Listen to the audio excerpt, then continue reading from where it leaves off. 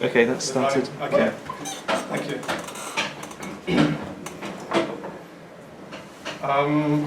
And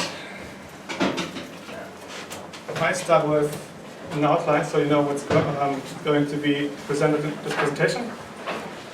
First of all, everything left to the blue line didn't make it into this presentation, so sorry for that, but I left it for another time. The contents are, I will start with research questions to outline roughly the area of this PhD, and I will introduce you to the challenges and problems I face in answering these questions. And I will introduce some theories on technology. I will talk about social construction of technology and actor network theory as possible theories to help me answering my research questions. But I will outline the limitations I see using them and instead introduce the biography of artifact approach. Then I will introduce my case study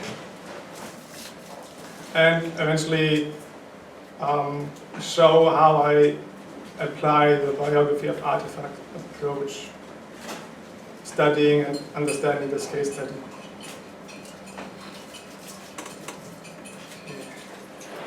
So the research questions are, what is the biography of the strategic information system studied, which is developed in this case study? And sub-question would be, why and how does the development of a technology come about in the first place?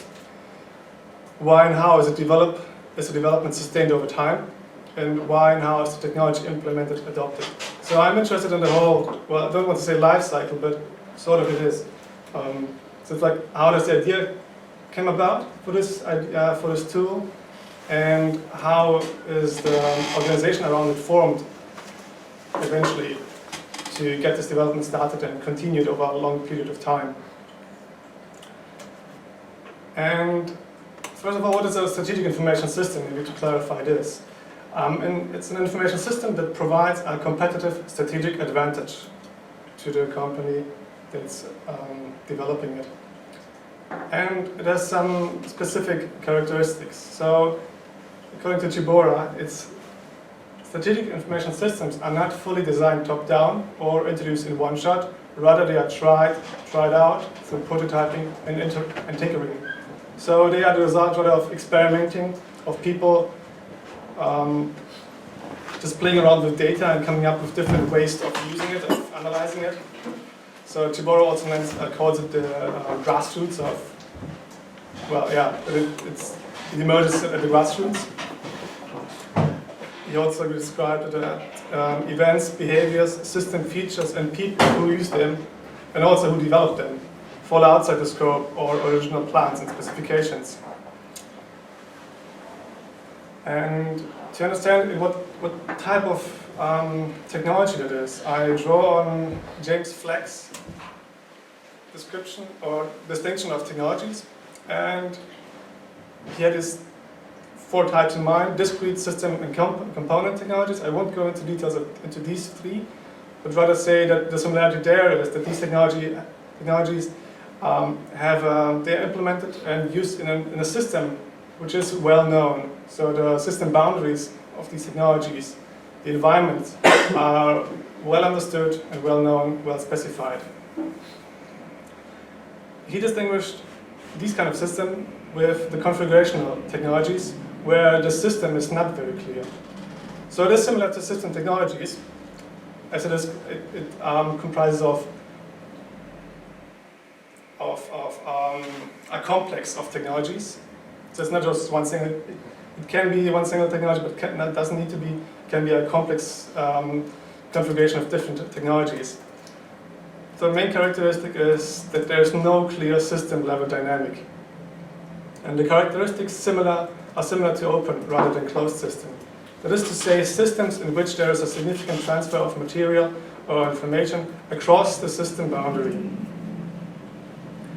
And he also outlined an innovation model to explain how such configurational technologies are developed, and he called it an diffusion model.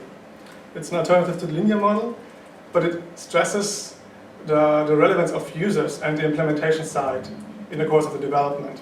So it's learning by struggling. That means technology is not just developed and then implemented, but it's a continuous process of developing it, implementing it, learning how this technology performs at the user side, learning about the limitations, going back or staying there and developing the tool further until it fits the system requirements, until the system is well understood to adapt the technology according to the system.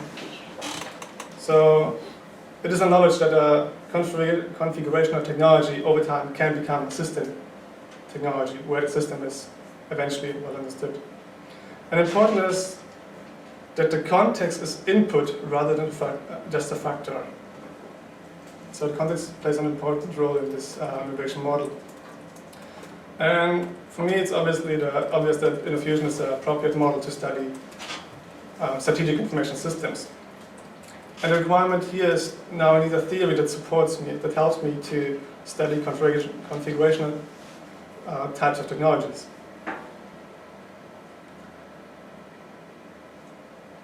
Right. Let's go back to the overall research questions. So these are the questions I am pursuing. And I stress here that, how is an important, relevant aspect of the study. How is it developed? What do people do? But also I'm interested in why are people doing this. This will play a role in a minute. So what's the difficulty in answering these questions? My case study is it's a long and complex story, and I struggle in telling this story. And a theory basically has plays the role and does the job of helping one to tell such a story. So I expect from a theory to tell me exactly what actors to study, what factors, elements, and dynamics to watch out for, and also to help me understand what to study. So where do I start? What is the technology I'm looking at? Is it just a standalone program that evolved, which is available today as it matured and was developed until the point today in time? Or was it a single component in earlier stages, the graphical user interface, the database, or the mathematical solver interface? Or was it the prototype of a spreadsheet before that? So I need something that helps me to grasp the whole scope of it. Yeah, and there are theories on technology available, and I will look at these two theories from which originate from the sociology of science and sociology of scientific knowledge. This would be social construction of technology, SCOT in short, and actonic theory, and in short. And I will briefly explain or outline what the core ideas and the strengths and key concepts of these theories are. And then I will draw a brief conclusion on, we'll not draw a conclusion right away, but I will look at critique available on these theories. So, social construction technology, as it was proposed by Pinch and Biker. The core idea is that technology evolves in an interactive process where technology is shaped through social interest groups who argue over the shape and content of technology and eventually come to agreement or to a closure of discussion, of debate, how the technology should look like. So the relevant key concepts are the social groups who are involved in this debate, and these social groups have their own interpretation of how the technology should look like, and they draw this interpretation from the problems they have and how they interpret this technology to solve these problems. And every social group has a different interpretation and different problems to solve. And it's this negotiation between the social groups that eventually comes to a stabilization of the debate and eventually to a closure where a final shape emerges of the technology. So the strengths are that the focus is set on the social groups and their interests and what kind of products they have. And it stresses this stabilization process. So it's unclear in the beginning, and over time people agree and they learn about the technology and the requirements, and eventually final design, dominant design emerges. And it also highlights the choices available in this process. So it's not just this is how it should be, but every social group has different interests, and you have different choices which you can make at different moments in time in order to decide how the defined technology should look like.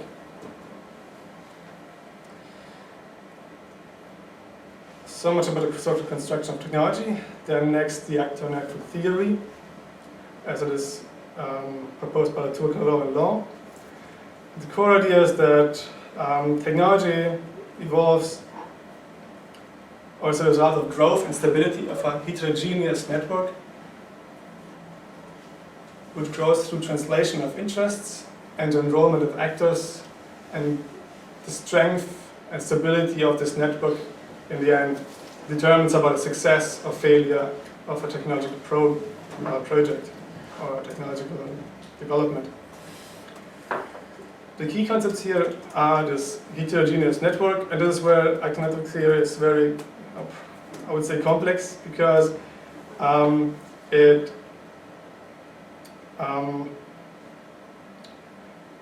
brings together human and non-human actors on one level, and this is what it means with what is meant with the heterogeneity of a network, because a human can be directly related to non-human things, and this, the important study here is that the study about scallops, and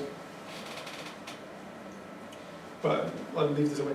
So the thing is, there's a network is drawn, and many things are associated to each other, and this association is the strength of the alleged strength of actor-network theory, that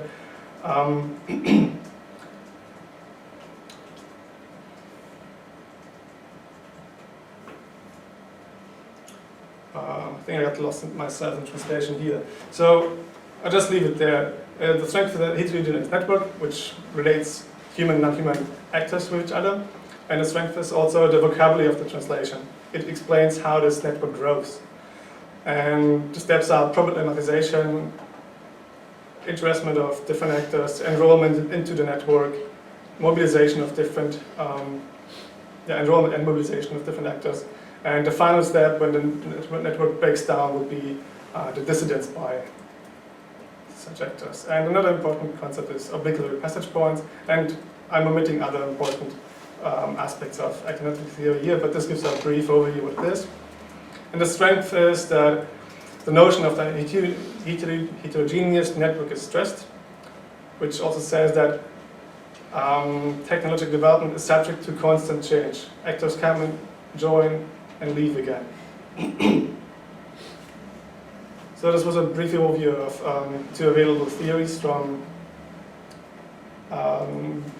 science and technology studies. And I would like to now stress what the problem is with these theories. The main problem is that science, and this is where these theories come from the study of science and scientists. Science is not technology. Sorensen and Leveld they suggested that technology generally is far more complicated than science in terms of techno-scientific as well as socio-technical heterogeneity. To give some example, a scientific project, there the boundaries are more or less clearly defined. Of course, there are different projects, but in most cases it's rather clearly defined, so the boundary or system is more or less set. And if you compare this to a technology project, well, first of all, to a scientific project, they get allocated funding for, let's say, 3 or 5 years, and the likelihood that this money is withdrawn is very, very low. Whereas in a technology project, there are so many different actors involved. You have still constantly to satisfy different sponsors, funders, so the system is slightly more, I think it's more fluent, more unstable. Another example would be that scientists operate in a very homogeneous environment, so also the language they use is very technically specific. So if they most often work on very specific problems, and findings in these kind of areas are easily transferable to other places. So knowledge moves faster than compared to technology. The development of technology involves many different actors, developers, users, all kinds of people, and the result of a technological project would be a technology doesn't move as easily as a scientific finding. So there are differences which play an important role and which need to be considered when using theories from the domain of science and technology studies, or science studies, I mean. Also, another critique by Pollard and Williams is that particularly Arndt neglects historical and institutional factors, and Stuart Russell gave a very precise, very clear opinion about that as well. He said it is inappropriate to transfer the approach and concepts of relativistic sociology of science. And well, his paper is very clear, very precise, very informative about the critique on social construction of technology. So what this slide tries to say is, I mean, these are very helpful theories, but applying these theories in a study of technology is sort of difficult and problematic. To say these theories are not suitable for a study of technology where the context and the overall system dynamic is unknown, like in the case of a configuration technology. It might be useful and suitable for the study of technologies of discrete and component and system technologies, where the context maybe doesn't play such an important role as compared to configuration technology developments. Okay, having now rejected these two theories, I still need another theory to guide my study. And an alternative would be the biography of artifact approach.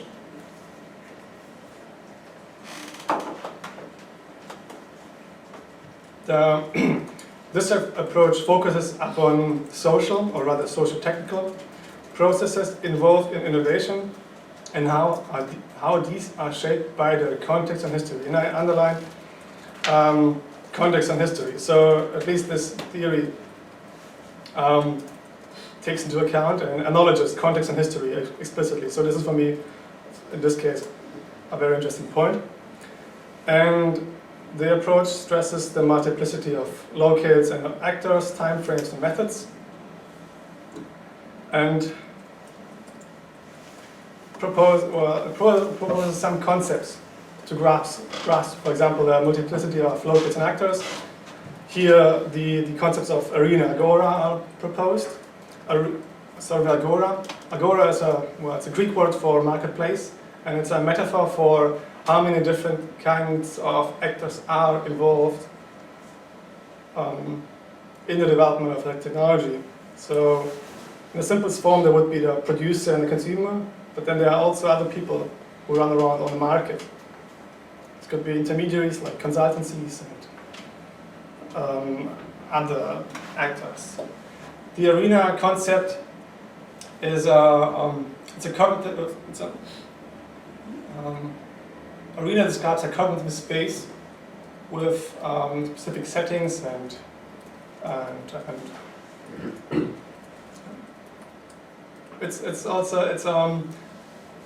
what it does, it brings together different processes which happen at different places. It brings together in one cognitive space which are related to each other. So the development arena, for example, is proposed by Sorensen and Jorgensen.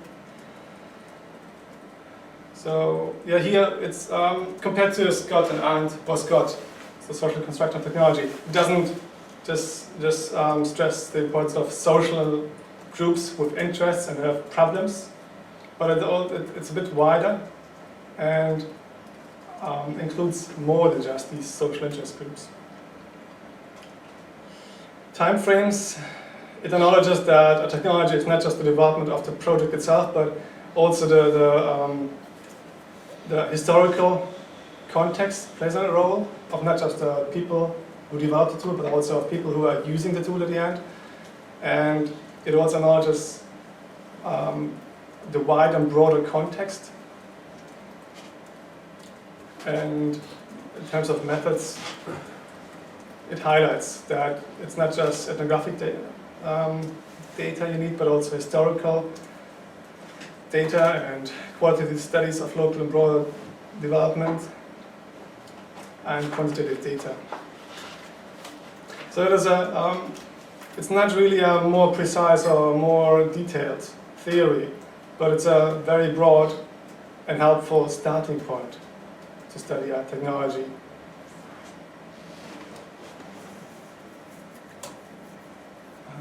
Yeah, from here on, so I outlined the theory I am applying, and now I will introduce the case study, which I tried to study with this theory. So the case study is about Carco. Carco is a vehicle manufacturing company based in Germany. Some hard facts to give you a rough idea of the size of this company. In 2012, it had over 250,000 employees and over 100 billion euro revenue. And this year, well, I got this information yesterday, it's producing and selling over 100 vehicle models all over the world in over 200 countries. And I stress the 200 countries means it's not just selling these cars and other vehicles in these countries, but it's also producing these vehicles in these different countries. It's producing, I think it has plants in over between 50 and 20 different countries. And these plants, these factories are interconnected with each other. So one part is produced here, transported to this place, processed there, transported to the next place. So it's a network, a production and supply network, which is quite complex. And the case in the technology I studied, the strategic information system, is a tool that helps planners coordinating these material flows. I have another slide on strategic planning coming in a minute. And yeah, this case study, this organization consists of 5 business units. So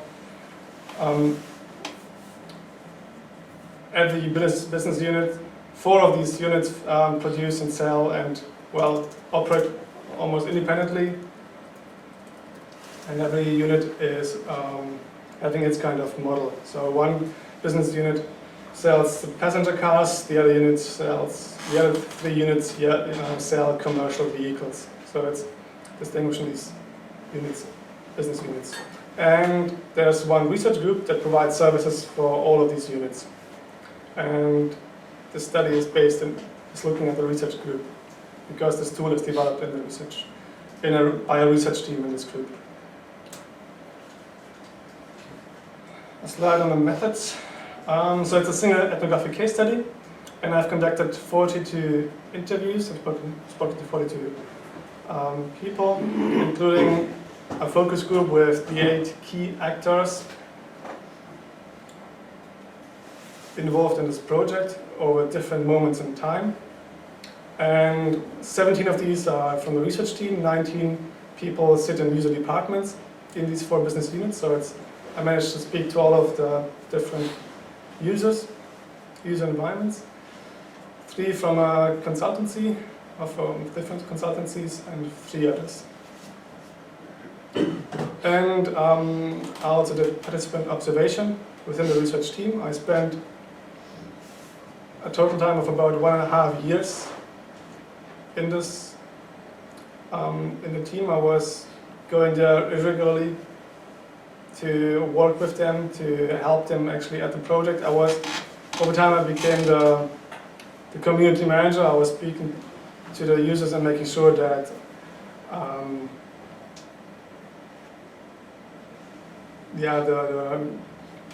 what I did was, for example, organizing training events for these users to learn how to use this tool. And I spent 10 weeks in total in these 3 user departments doing internships. So I was working on their programs and I learned about their problems and how they operate, what their concerns are. And eventually I used documents to get data on historical facts and about other important facts. Okay, the next slide I want to again explain what a strategic network is and what this tool is doing. So a network, a production network of a company contains several production sites, and the problem is to manage the material flow. And another complexity is they are producing new cars every year, so they have to rearrange this network in order to accommodate these new models, be it a new car or be it a new engine or other components. And they have to take into account a variety of complex factors in order to decide, okay, should we, for example, produce a new car just in this country, or should we spread the production over different countries, and in order to be closer to the market. And it also helps, this tool also helps them to decide if they want to build a new factory. It helps them in planning and deciding on where to build it. So it helps compare different scenarios.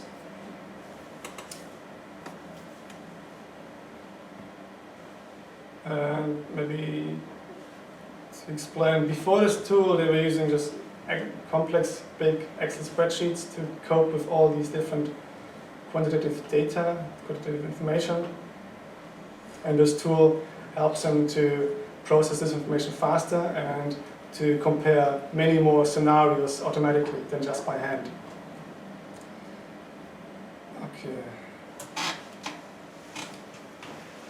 Okay, now I go more into details and I'll still briefly talk you through the process of the development of this technology. I do this using the diagram, which just shows the involvement of people over time. So here you have a time axis, and every line here indicates one person being involved in the project over this time. So this graph conveys the message how many people were involved over time and indicates what kind of activities happened around it. And these are key milestones I outline over the time. So the development, well, not the development, but the research team that later started working on this tool was formed in 2000. The actual development of the tool, and by the tool I mean they started to working on understanding, okay, what's the problem, how do we quantitatively evaluate a production network. So it started with the idea how to evaluate flexibility of a production network. They didn't say, okay, we will now develop a strategic network planning tool that helps to evaluate capacity and site planning. But they started with the idea flexibility is an important, well, it was a trend or hype.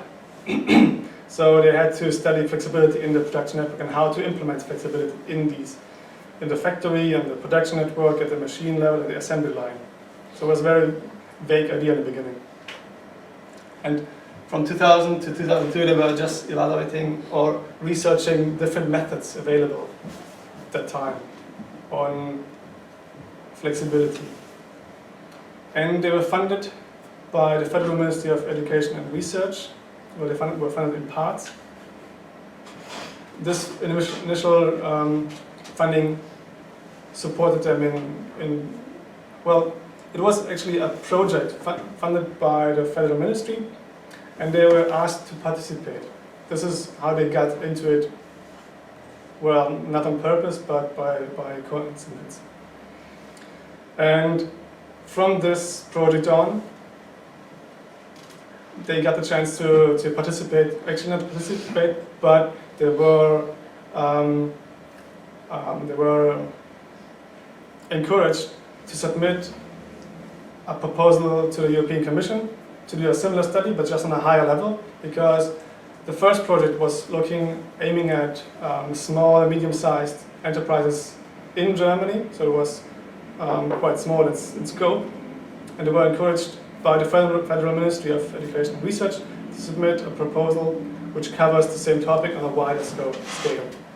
This is what they did, what the research team did. They put forward an application which will get granted, and with this new project, which was running almost parallel to the other one, they got more funding, and with this funding they were able to recruit 3 PhD students to actually do the work and to work on the work packages assigned in this project. And these 3 students, they focus on different levels of flexibility. So one student looked at flexibility on the assembly line level within the factory. The other student focused on the next higher level, which is the factory. So how flexible can the factory be in terms of different shifts, for example. And the third student was tasked to look at the flexibility on the network level. And this project evolved from the work of this particular student, and it grew from there on. So yeah, so this is the technological tool. Well, the study of the tool developed by the student, or the development started by the student. After a year or so, after getting to know the requirements and the problems, they started to approach user sites in the company and to show them what they got. They were looking for real-life cases, and they found they accessed they succeeded in making contact with the business unit 1, which is the largest in this company as well, and they were able to assist them in working on a project which was about the implementation of a new model in the network. So they were able to support the strategic network planning team in business unit 1, and through this participation they were able to learn about the real-life requirements. But this attempt wasn't, it was successful to some extent, but they didn't manage to get hold in this department. So they, after this project was done, there was no more contact with them, but they got these insights, and with these insights they were able to refine the tool and develop it further. The second attempt was made soon after, actually in the second business unit, which is smaller than the other one. It was similar process, so they didn't get hold there as well, but again they gained important insights, and particularly about how to incorporate the accounting methods which are standard in this company, and they succeeded to transfer these accounting standards into their tool. So eventually they were able to guarantee that this tool produced results which are trustworthy. This was a big problem with them, because people, if they just wanted to reject the tool, they said, well, okay, it's useful to calculate all these different factors, but we can't trust these numbers. So what they did, they implemented a method, a heuristic, to guarantee that the numbers used are processed in a way that's compliant to the accounting standards of this company. Well, this contact with the second business unit wasn't very fruitful. Well, at the end, it wasn't successful because they had to leave again. But thanks to the insights gained from the first and second contact, they were able to have eventually a breakthrough with a work on a project in business unit 3. And the difference between these business units is, although the unit 1 is the largest in this company, which produces the largest revenue, it is rather, at that time, it was focused on Germany. The main production sites were in Germany, whereas business unit 3 had a very long tradition of having production sites all over the place, Latin America particularly. So they were very international, and they had a production network that was more complex than the one in Business Unit 1. And around 2005, a new project came up, a new engine was introduced. And the engine is the most important, most expensive component of a car, so the planning on the engine network is very, very sophisticated and complex and long. And at that time, the tool was very mature and was able to use this tool to support the decision-making on this project. And the results this tool helped to produce were very convincing. And the management of Business Unit 3, particularly the strategic network planners, they decided, okay, this tool, compared to the existing methods, is much better, and we declare this to be the standard from now on. And this was an important step for them, because it was also a legitimation to other business units that this tool is useful.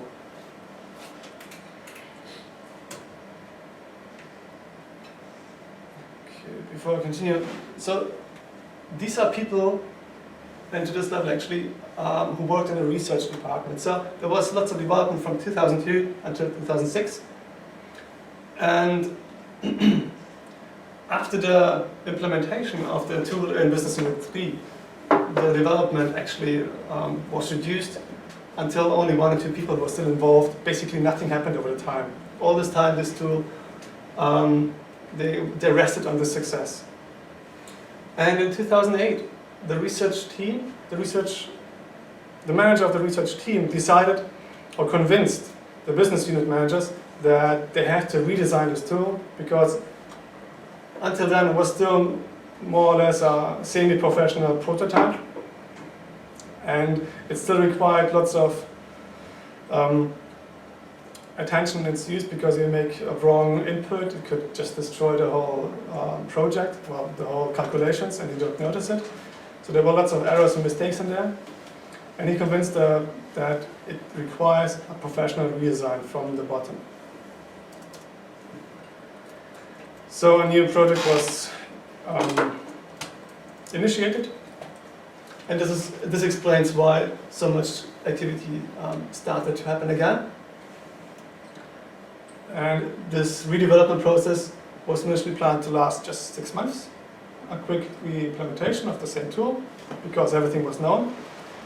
But eventually it turned out it lasted much longer, so at least 3 or 4 years until it was finished. So there was a crisis during the second part of the development as well, but I won't go into that now. This is the Business Unit 3 people who got involved after the successful project. So it was successfully implemented there. You can see it's used by different people. And the last bit, well, this is Business Unit 4 actually, which was involved for 2 years or so. And eventually, this is important, Business Unit 1 again joined the team and implemented the tool and is using it today as a standard as well. The reasons are different. It's not just that the tool is so great, or was so great at that moment, but also the global economy, well, changed, and Business Unit 2 was forced to expand its production net outside of Germany and focus also on different countries. So not just produce the most expensive cars in Germany, but produce it in Germany as well as in Latin America, North America, South America, sorry, North America. And this is why their network grew and became more complex, and they needed another tool.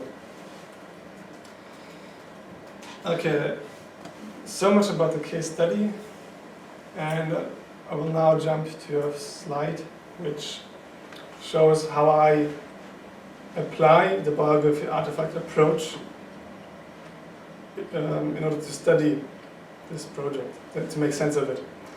And I start with the concepts of Agora and Arena, and I split up Agora into 2 different types.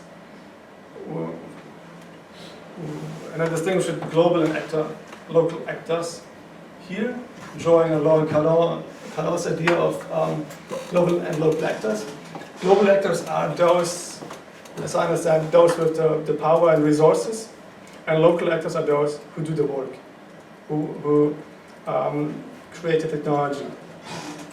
So I split up the Agora into these actors, and the arena, this also fits to Laurent and Calor's idea that between the global and local actors is the negotiation space, the processes, the activities. And this is the space where the development arena can be found. And I see a development arena there.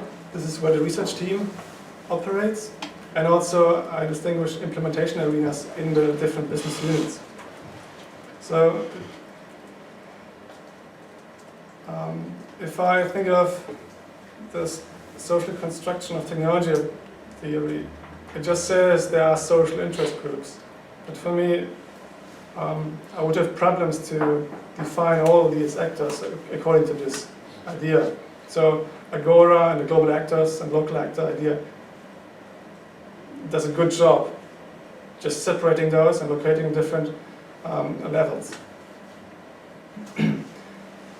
Next thing, the time frames. Another big strength of the biography approach compared to the others. It takes into account different moments in time and also different speeds. And I distinguished the project stage from last thing from 2002 when the development of the tool started until 2012. And important is also all the activities and events before the project, the pre-project time. This is when the team was formed and when the structure was put in place to work on a tool. What I haven't mentioned here that there's also important, there were important events and circumstances which eventually pushed the team in the direction of paying more attention to the research and flexibility. Initially, the research team was established to solve other kinds of problems. And these kind of problems are related to the research facility and the history of this research facility. Maybe to briefly explain, the research facility was the result of a glorious strategic vision of a CEO who was in place from 1985 to mid-90s. And this CEO had the vision of having a large integrated technology company, not producing just vehicles, but also, well, not just vehicles for land, but vehicles on land, on air, and on rail. And during this time, the company acquired lots of companies which produced this kind of different products. But this vision didn't work out. He was replaced by another CEO who pushed up, who stressed the shareholder vision, the shareholder value. And according to this vision, the company focused on the core competence, and this would be production of vehicles on land. So all the companies acquired previously were again sold and disposed of in different ways. The problem is, during this first grand vision, this research facility was built in order to provide basic research for all the companies, for a very heterogeneous landscape of products and production sites. And after the change of vision, well, the research facility was still there. And there were lots of researchers working on projects which suddenly did not fit the company setting anymore.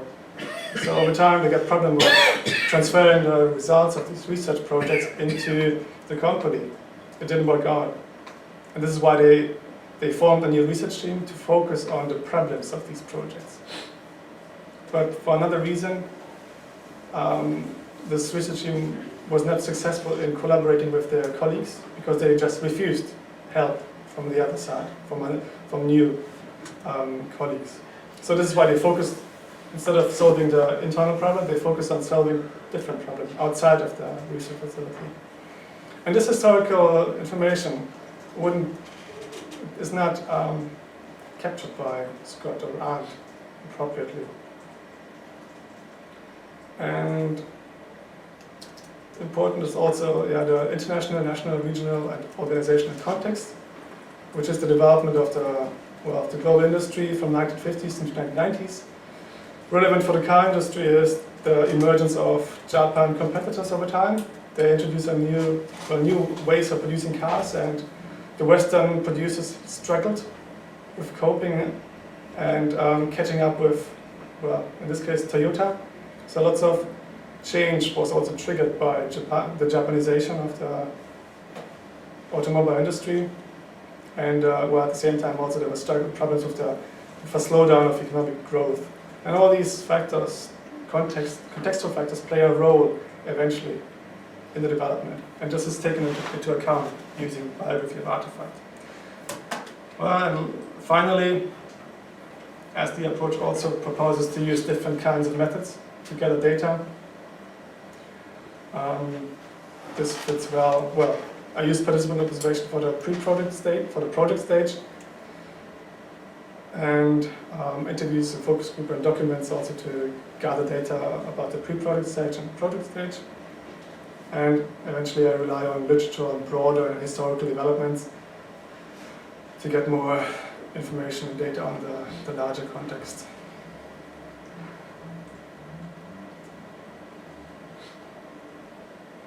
Yeah, and this is the last slide, and this is my attempt to apply Biography of Artefact.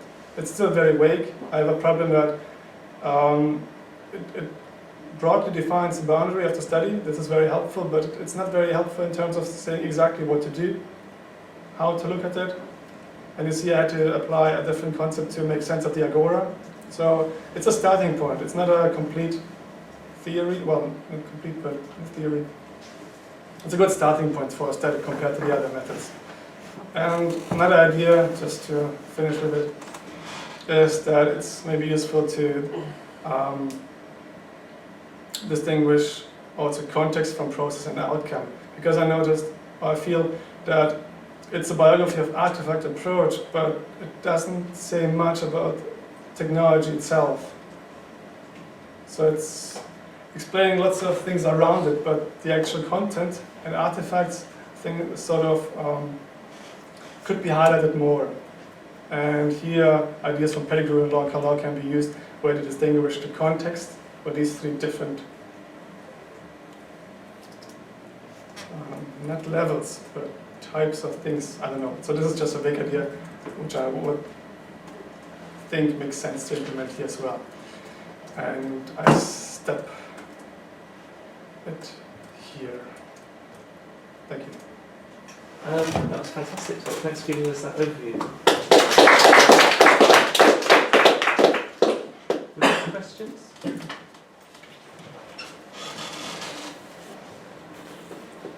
It's quite good because we've got the two principal authors and proponents of the Biography of Artefact approach sitting at the end of the table.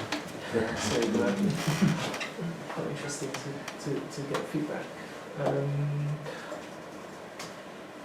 I thought that was really nice. I thought that was very interesting. I really liked the way that you gave us a nice overview of Anton Scott and then sort to move it in. I saw very strong parallels with your study. I mean, you must have read Samsa's book. Mm-hmm. So I saw I saw very strong parallels with how he talks about the technology development of different sorts of e-health. So you've got non-linear progression, changing contexts, accumulation and loss of knowledge, shifts in direction and focus, changing speeds and development. Exactly. So he very and actually Nina Robin also draw from this approach, and he also follows the biography approach, but also stressing practices. Mm-hmm. So there's some parallels to his work about. Okay.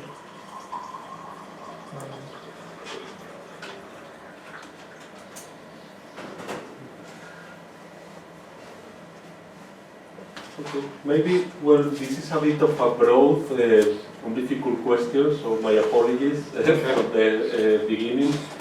But, well, going back to the beginning of your talk, when you were proposing this typology of information systems, and you were talking about configurational information systems as opposed to other types. Well, the thing is that when I was listening to your to this typology and how you describe each other, and especially configurational information systems, it really resembles me, this concern of authors with the permeability of systems, etc. Resembles me the notions of cybernetics, you know, and especially of post-World War II cybernetics and how cybernetics developed during the 40s and 50s. And also, a bit earlier, historically, systematics and the work of von Bartholomew and his idea of open systems. So I was wondering how all this discussion about information systems and their adaptability to context have been shaped by these very old traditions, and also because these traditions are traditions to from the social sciences, but they have very much informed the natural sciences. For example, neurology, biology, computing. So also to what extent this can tell us something about the boundaries between natural and social sciences, and how these boundaries are permeated in from one side and from the other. Because I guess, well, at least cybernetics wanted to portray all these information systems as organisms, even in a biological sense, that adapted to the environment. Well, your work, and more generally the work on information systems, is also a bit like that.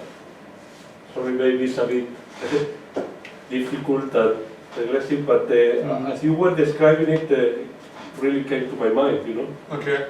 So you see similarities in the description or distinction of the technologies here compared to previous studies. Yeah, to previous fields that were concerned with similar problems, you know, Okay. particularly cybernetics, and I would also say systems theory, you know, the very early one in the 30s by von Bartholomew, the father of systematics. It is a very broad question, and I Yeah, have to admit, no, I I'm lack sorry, insights in lots of these, well, cybernetics, open adaptability, yeah.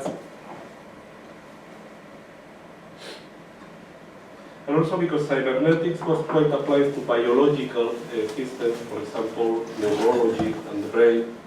And well, then this literature on information systems has been applied to more technological systems, but well, cybernetics was making a lot of parallel between biological systems and also information electronic systems, you know.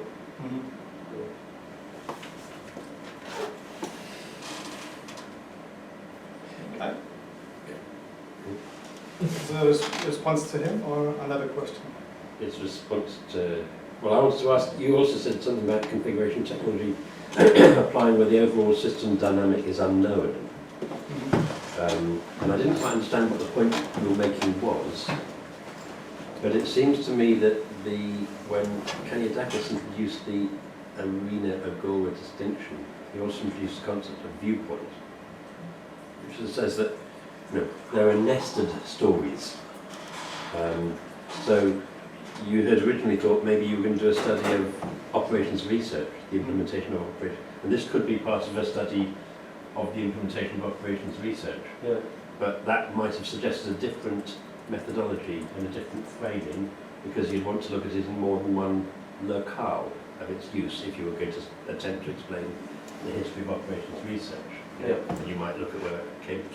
So it could be an instance in that wider story, but it wasn't. Yeah. So you made a choice you'd already made the choice of reading the framework, but that's another question. But you made a choice about what you looked at, which allows you to focus in detail on some stories. But it's one of, I mean, I think it's not that this is a thing in itself. But you are giving us a particular episode, which could be seen as an instance of a larger episode, but you've chosen to frame the story in this way, which frames upon some elements, which kind of foreground some elements and some levels of analysis, but is aware of other elements of analysis, i.e. this could be part of somebody else's bigger study of operations research. So I think you might be a little bit more assertive about why you're making those choices, but also recognise that you think of the helicopter view. You could have done a helicopter view study of operations research, but you kind of zoom in and make your viewpoint within a particular organisational setting.